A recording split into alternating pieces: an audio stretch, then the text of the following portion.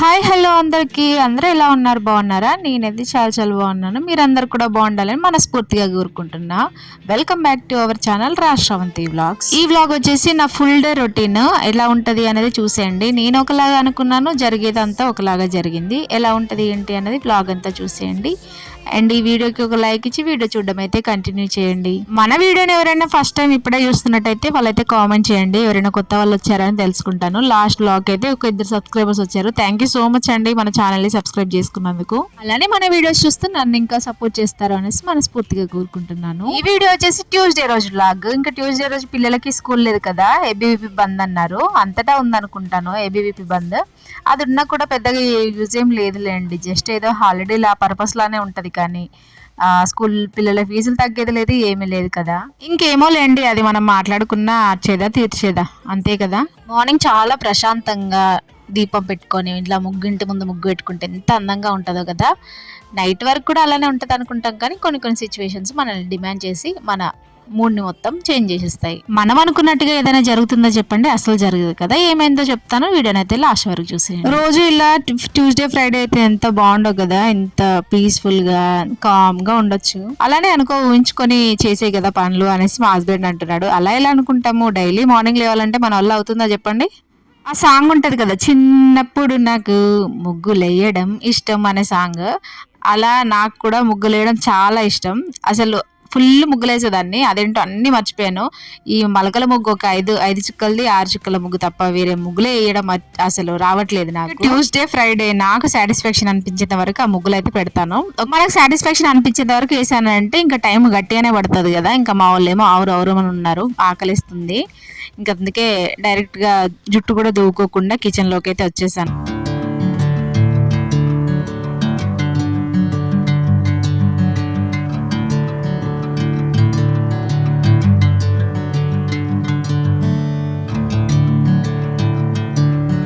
Kitchen counter అంతా నైటే clean చేసి పెట్టుకున్నాను. నిన్న దోశలకు కూడా పిండి పట్టింటిని లాస్ట్ బ్లాగ్ లో అయితే చూసారు కదా. థ్యాంక్ యూ సో మచ్ అండి. మన వీడియోని చూస్తున్న ప్రతి ఒక్కరికి కూడా కొంచెం వాచ్ టైం అయితే ఇంప్రూవ్ అనిపిస్తుంది నాకు, కానీ కొద్దిగా ఇబ్బంది అవుతుంది. అది ఏంటి అని చెప్తాను. బ్లాగ్ అయితే కంటిన్యూ అవుతుంది, చూసేయండి. నైట్ అంతా కూడా మాకు కొంచెం డిస్టర్బెన్స్ అయిపోయింది, నాకు మా హస్బెండ్కి కూడా.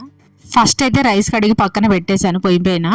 అది ఒక రైస్ అయిందనంటే మనం పచ్చడి వేసుకుని తినొచ్చు, లేదంటే మా హస్బెండ్ ఎప్పుడు వెళ్తాడో తెలీదు.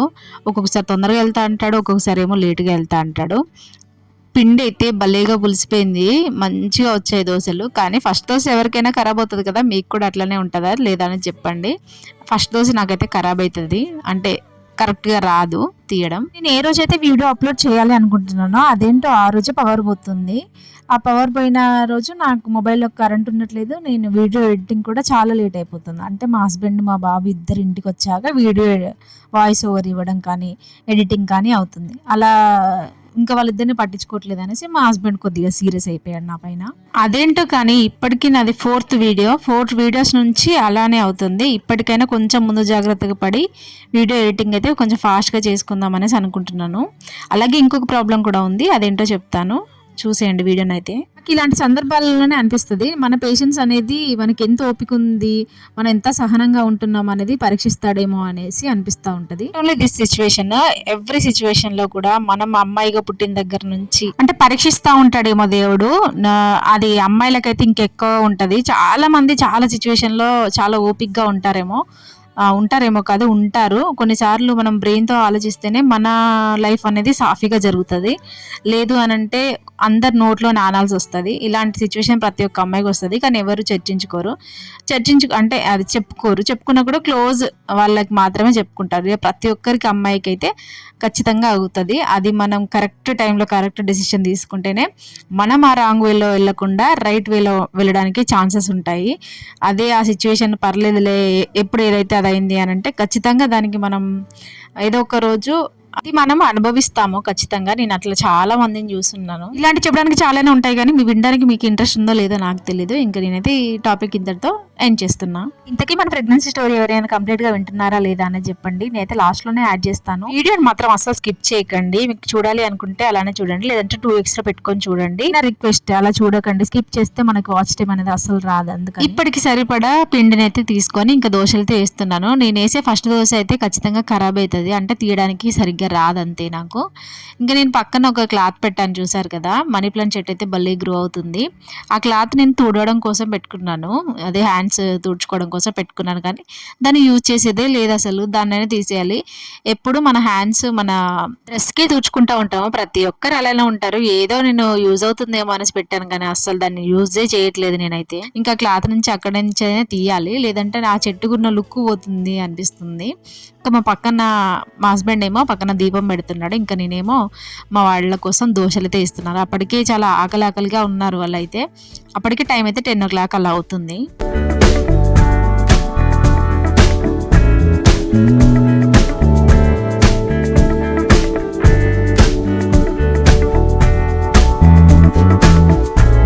They will come, they will come.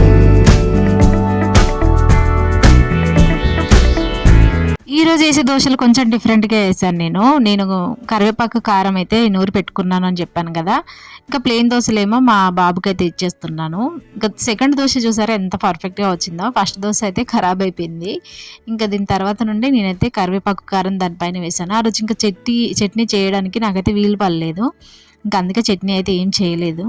నువ్వు ఎందుకు చేస్తావే అసలు ఈ దోశలు కానీ ఇడ్లీలు కానీ అనేసి మా హస్బెండ్ తిడతా ఉంటాడు నన్ను, ఇలాంటివి చేయకుంటే. కాకపోతే నాకు ఎందుకో చట్నీ చేయాలంటే చాలా పెద్ద ప్రాసెస్ అనిపిస్తుంది.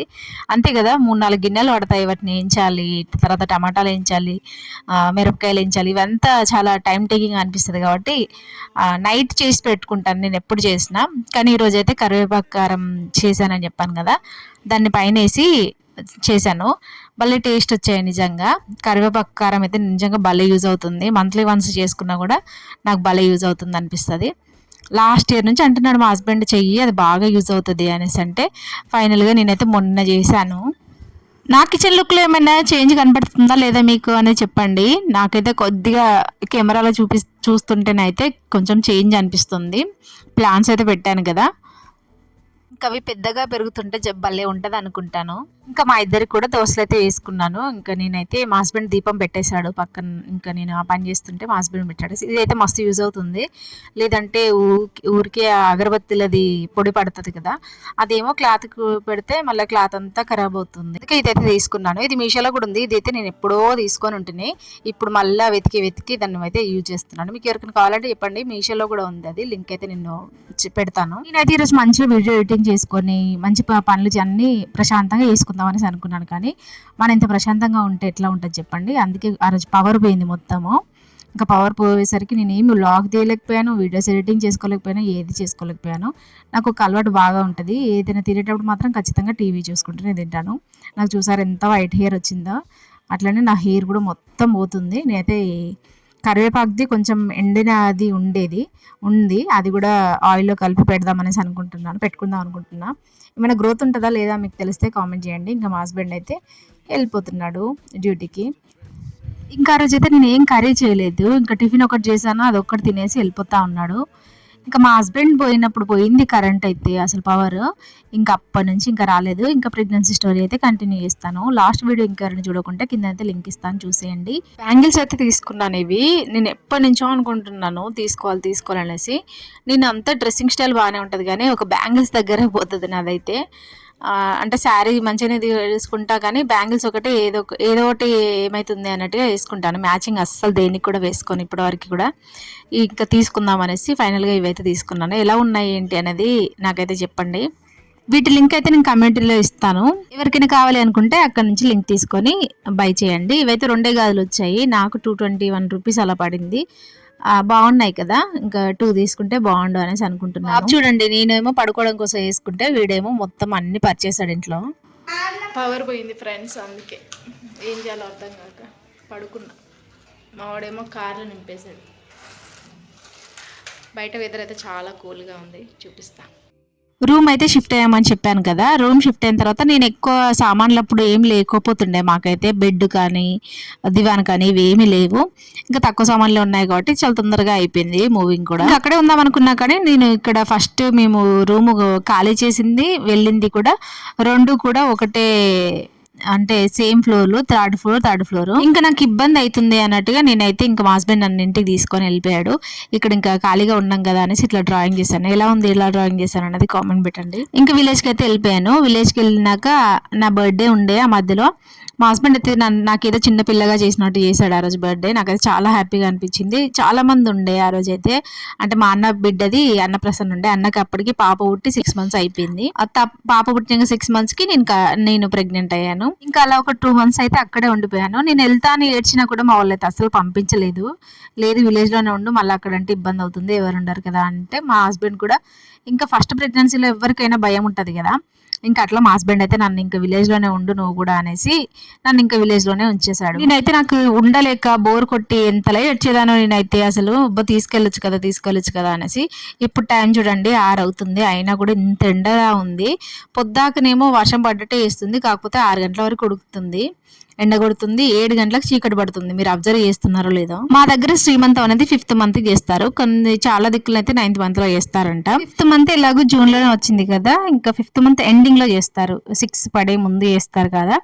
మేమేమో మా జూలై 5th కి మా యానివర్సరీ ఉండే, పెళ్లి రోజు నాడే చేయాలి అనేసి మేము పట్టుబట్టాము. ఇంకా మా అమ్మ వాళ్ళు ఏమో మేము చెప్పింది తింటారా, ఎలాగో వాళ్ళు వినరు కదా.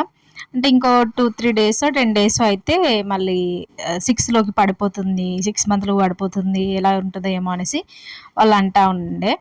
ఇంకేమైంది ఏంటి అనేది నెక్స్ట్ వ్లాగ్లో అయితే చెప్తాను. ఇంక ఈరోజు ఏమైంది అని అంటే నేనేమో వీడియో అప్లోడ్ పెట్టడానికి నానా తిప్పలు పడతా ఉన్నాను ఇక్కడ. ఇంకా మా హస్బెండ్ ఏమో అటు ఇదేమో ఊకే ఫోనే పట్టుకుంటుంది అన్నట్టుగా నా మీద కొంచెం చాలా కోపంగా ఉన్నాడు. ఇంకా పిల్లల్ని స్కూల్కి పంపాలంటే తొందరగా అయిపోవాలి కదా అనేసి నేనేమో అప్పుడు కర్రీ పెట్టుకుంటూ పక్క రైస్ పెట్టుకుంటూ, ఇంకా మార్నింగ్ లేస్తే మళ్ళీ చట్నీ కూడా చేయలేను కదా, ఇప్పుడే గ్రైండ్ పట్టేసి పెట్టుకుందాం అనేసి నేను అనుకున్నాను. ఆ కూరగాయలు కట్ చేస్తుంటేనేమో షాక్ దిగిపోయింది. అసలు తెగట్లేదు. అది నేను గట్టిగా ఇట్లా ప్రెస్ చేసేవరకు షాకే మొత్తం ముందు షాక్ ఉంటుంది కదా కత్తిపిడే, అది 2 సపరేట్ అయ్యాయి. ఇంకా ఫుల్ చిరాగ్గా ఉన్నాను. మార్నింగ్ ఎంత పీస్ఫుల్గా డేని స్టార్ట్ చేశానో అంత వరస్ట్గా అయిపోయింది ఈరోజు డే అయితే. ఇట్లా కరెంట్ ఇంట్లో లేదు అని అంటే టోటల్ డే అంతా టైం వేస్ట్ అయిపోతుంది. ఛార్జింగ్ కావాలి అనేసి నేనైతే ఛార్జర్ కోసం కూడా పక్కన వేరే బిల్డింగ్ వాళ్ళకి మొబైల్ ఇచ్చి కూడా అట్లా కూడా ఛార్జింగ్ పెట్టించాను. కానీ నేను అది ఇచ్చేలోపే అప్పటికి మా ఇంట్లో పవర్ వచ్చింది. దాని తర్వాత ఇంట్లో పనులు చేసుకోవడం, ఎడిటింగ్ చేసే వరకు చాలా టైం అయిపోయి, అండ్ నా మొబైల్ డేటా కూడా కొంచెం ఇబ్బందిగా ఉంది. మా ఇంట్లో వైఫై లేదు, దానివల్ల కూడా చాలా డిలే అవుతూ ఉంది. ఇంకా అప్పటిదప్పుడు మా హస్బెండ్ ఏమో షాక్ ఏమిటో బుక్ చేశాడు. దానివల్ల కూడా చిన్న లొల్లి. షాక్ ఏమో 100 rupees పెట్టి బుక్ చేశాడు మా హస్బెండ్. షాక్కి 100 rupees 10-20 రూపీస్లో వస్తుంది అనేసి నేను ఇంకా బయటికి పోలేక అలా బుక్ చేశాడు. అట్లా అయింది ఆ రోజు అయితే. మనం ఎంత ప్రశాంతంగా ఉండాలి అనేసి అనుకున్నా కూడా ఆ రోజు మనం అనుకునేవి జరగవు కదా. ఇవన్నీ జరిగే వరకు నాకు తినాలి అని కూడా అనిపించలేదు ఆ రోజు. కొంచెం ఫీవరిష్గా కూడా అనిపించింది. ఇంకా అట్లనే పడుకుందాం అనేసి అనుకున్నాను, కానీ లాస్ట్కు కొంచెం హీట్గా ఉంది కదా, కొంచెం కడుపు తింటే సెట్ అవుతుంది అనేసి పెరుగైతే తినేసి పడుకున్నాను. ఇంకా ఇది వ్లాగ్ అయితే ఇంతటితో ఎండ్ చేస్తున్నాను. దీని తర్వాత వ్లాగ్ ఏమీ తీయలేదు. ఈ వీడియో నచ్చితే మాత్రం లైక్ చేయండి. Thank you so much for watching అండి. ఈ వీడియోని ఇక్కడ వరకు చూసిన వాళ్ళందరికీ కూడా. ఇంకా వీడియో అయితే ఇంతే. చెప్పాను కదా షాక్ తీసుకున్నాడు అనేసి ఇదే. ఈ వీడియోని ఎవరైనా నైట్ టైం చూస్తున్నట్టయితే వాళ్ళకి గుడ్ నైట్ అండి. Thank you so much for watching. ఇంకో వీడియోతో ముందుకు వస్తాను. బై.